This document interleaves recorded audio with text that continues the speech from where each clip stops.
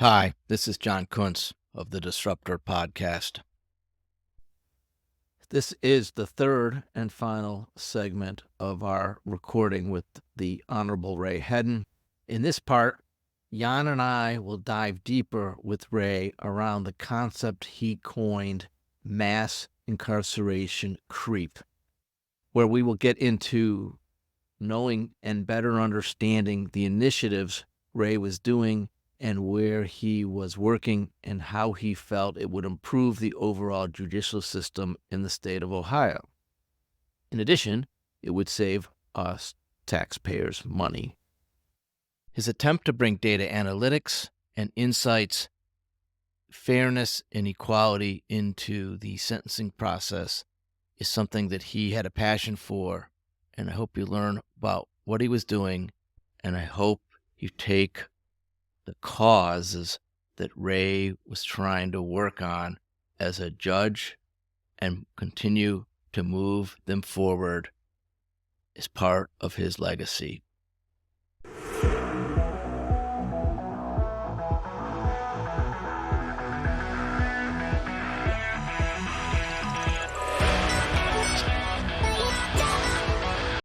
Hey, Ray, I want to move on to a concept that you brought up as part of the prep. And I really like this because I see this sort of concept happen all the time in my world, but I really didn't thought about it in your world. And you bring up this concept, and I think you've actually sort of coined it, this mass incarceration creep.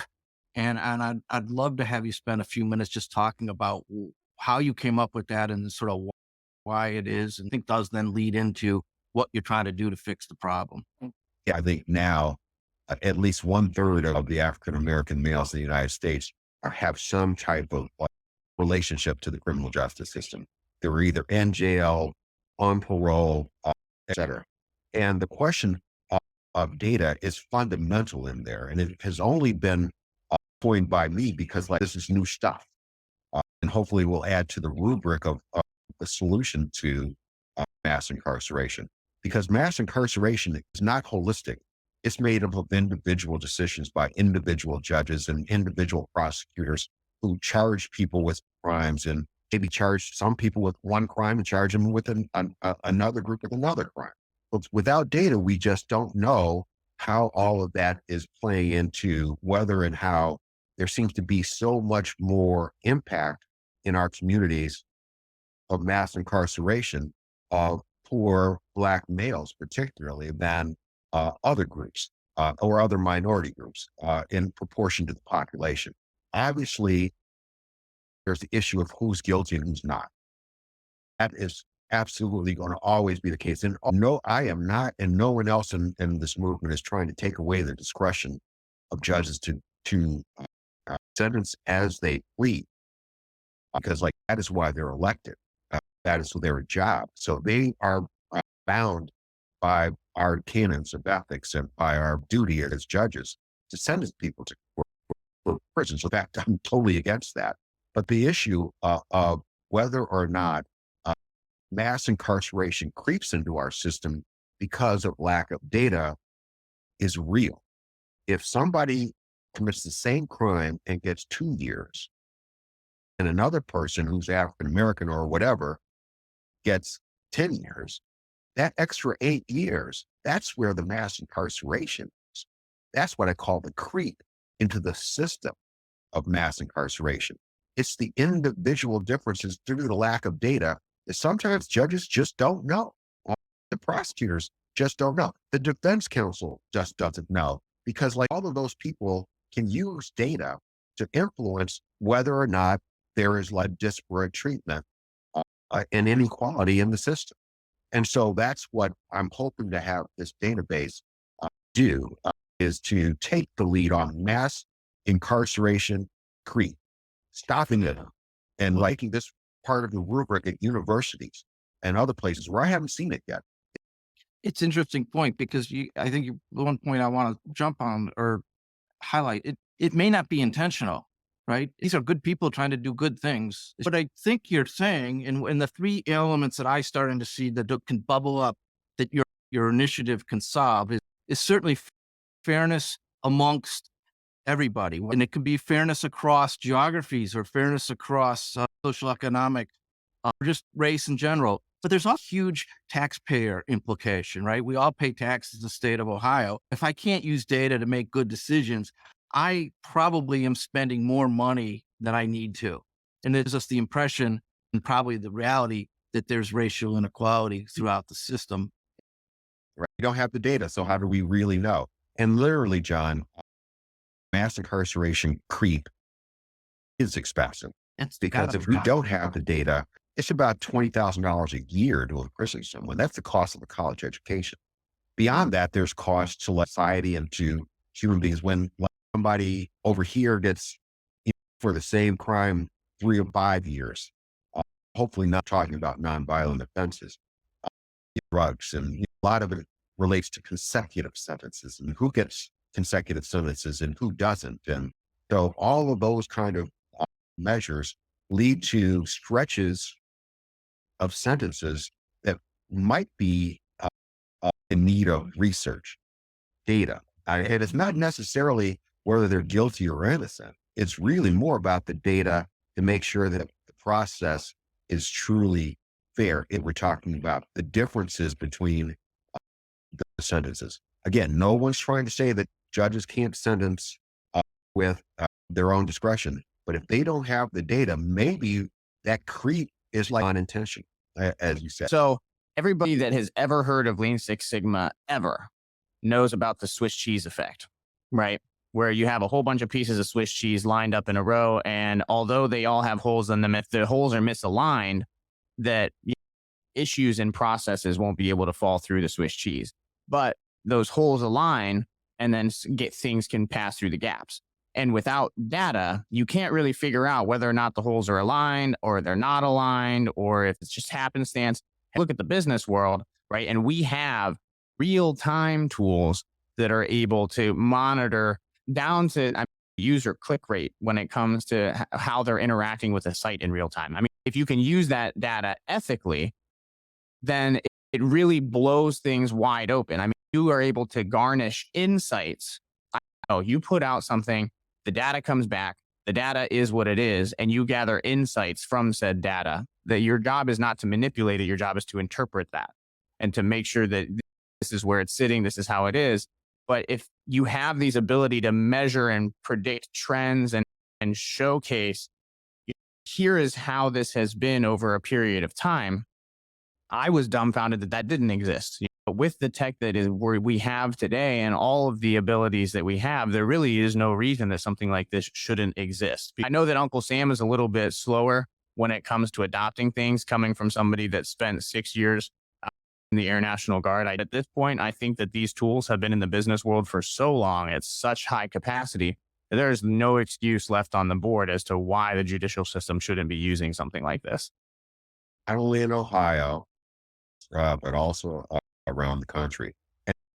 And also, I think from a conservative Republican perspective, even, it makes sense to invest in data right now. Literally, like what we're doing potentially with mass incarceration creep is making our country less competitive. Well, that makes our country less competitive. That makes Ohio less competitive. That makes Cuyahoga County less competitive. Well, right now, employers are looking to train ex-felons even because, like, literally there's so many jobs.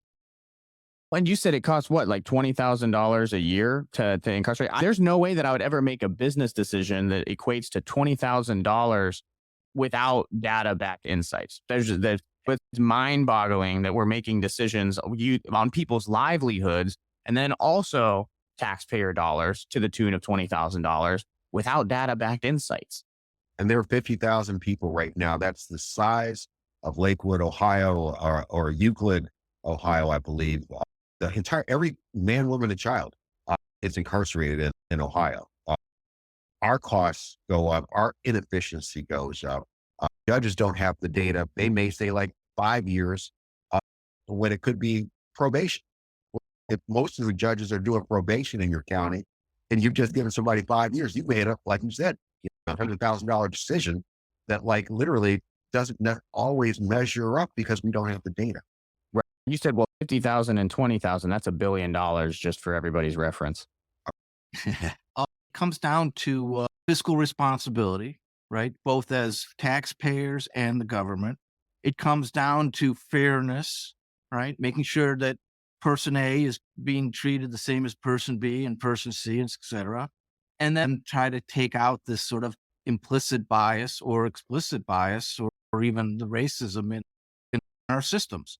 And so I think, the cost of not having this data is huge. You can take it to the next step. You can do the back end analysis, right? So if person A commits a crime and is guilty, but the data suggests that probation is the right thing, then you can put them on probation and you can track them. You can track whether or not they repeat or something happens, right? Or do they reform and move on and become productive members of society?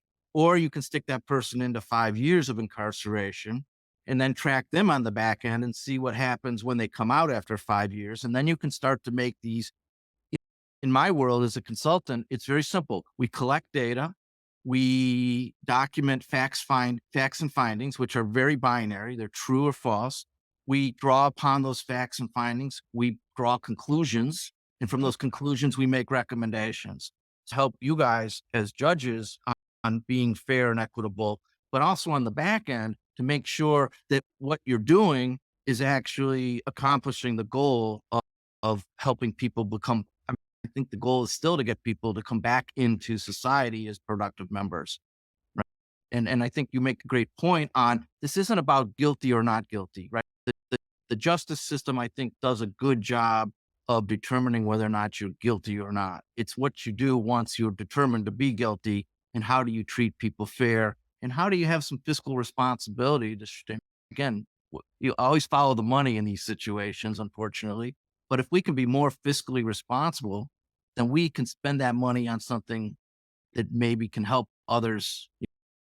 Instead of incarcerating them, we can send them back to school or give them some training. Or John, to your point, that it costs $20,000 a year to incarcerate somebody. What are the alternate costs, right? The alternatives, but that $20,000 a year, what if rather than imprisonment, you have like probationary period, and then some of that money is allocated to an educational program or a trade program to help that person get a job? Or Jan, that's $1 billion a year. a year. Okay. Yeah, that's $1 billion a year. Like I said, that's where the mass incarceration. If it's 8 people every year, collectively in Ohio, 50,000 people at $20,000 a person, it's $1 billion for every year of incarceration. So every time there's a decision made by a judge, and I think I'm one of the first judges who raised the issue of cost. A lot of it comes down to what we started to talk about at the beginning, where maybe I approach problems differently as a result of being plucked out of the inner city of Cleveland 50 years ago. And now being in a position where I can state things with a level of authority, because I have gone to the best schools in the United States of America, and maybe look at things and say things that are reflective of the diversity of where I come from, both from the inner city as well as from Baker Heights in Ohio, which are very wealthy places. I think this is a perfect time. And we're talking about financial responsibility right now, but the other part that I'm extremely interested about you touching on, Ray, is the social effect, the social costs of mass incarceration. So why don't we talk a little bit about the social costs? The $1 billion is a big number and, catches everybody's eyes, but what I loop up this way. When me and John talk about empathetic connection and understanding where somebody is coming from, that's what I'm really feeling right now is what is those social costs that come with mass incarceration? No doubt about it. And I think that's kind of like the unique perspective of me coming from Cleveland and the inner city and kind of knowing where people are. And so when you look at like families, for example, in inner city areas, there's decimation because Black males are incarcerated. Literally, families are, everyone talks about the welfare queens, but how can you have families when men aren't there? They're incarcerated for whatever reason. When trying to make it easy for for criminals. Like what we want to be able to do is make our system fair. And hopefully if our system is fair, then what the other thing that's a real problem right now in 2020 is the lack of confidence and faith in our judicial system. And you have mothers seeing their children go into the criminal justice system as soon as they become teenagers. You get a decimation of communities that are already at the place where they're in danger of breaking the fabric of middle class values and or never even achieve that. And that's what I was taught years ago when there were middle class values and hard work, the whole 9 yards. What I'm afraid of and what needs to be addressed from a disruptive standpoint right now is that the differences in those who are economically integrated, socially integrated, who have the same values as everybody else, that there is a disruption that needs to occur right there because so many people, and I walk in my own community all the time, are without that. And you see it in the nature of where people were surprised by violence and the riots and things of that nature surrounding really something that, and when you think about it in a way, our justice system missed it. I mean, the claim of places where there was unnecessary violence by police was something that had not necessarily been addressed.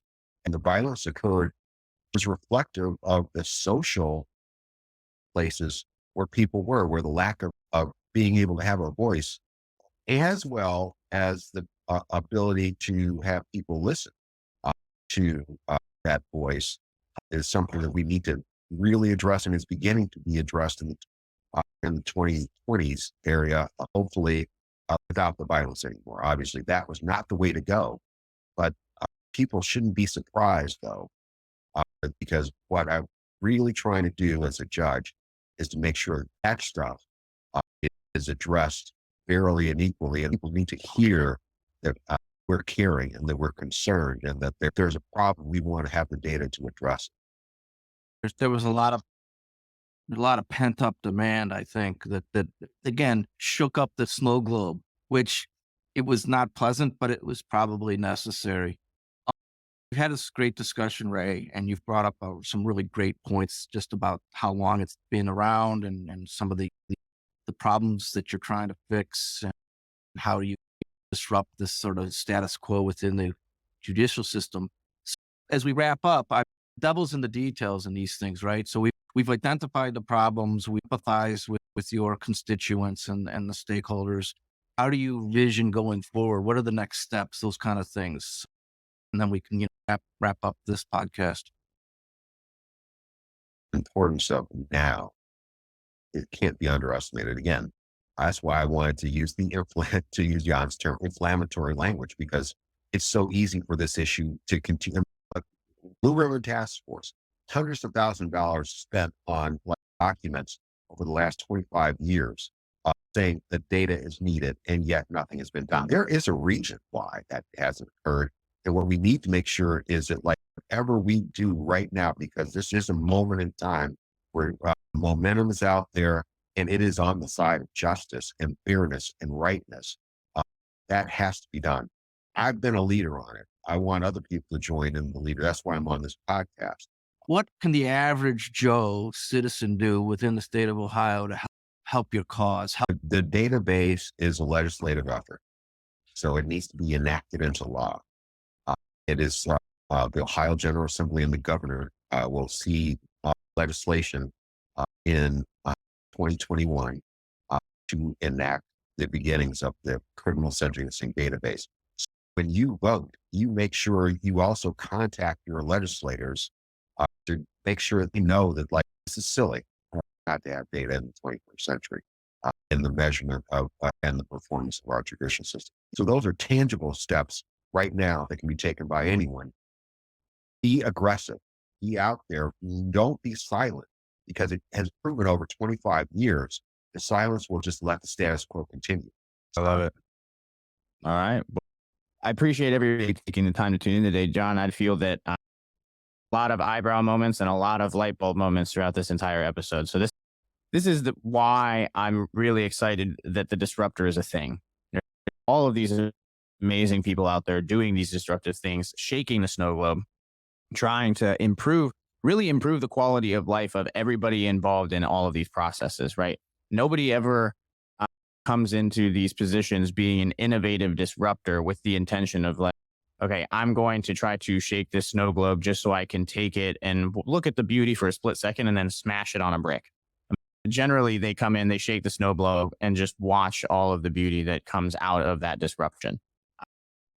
Judge, I really admire this battle that you've been fighting for years.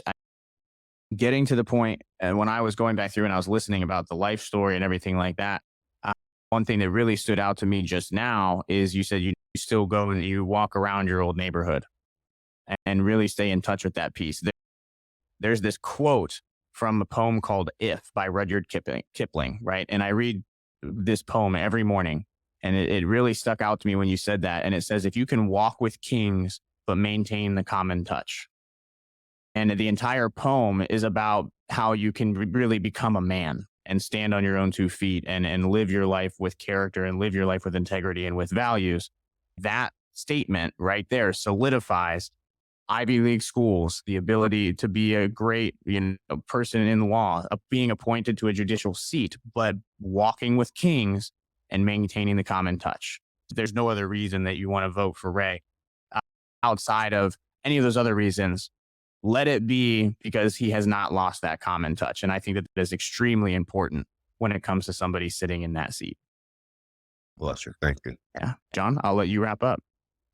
I just want to say, actually, that those are really inspiring. That poem's inspiring. I think Ray does fit that bill.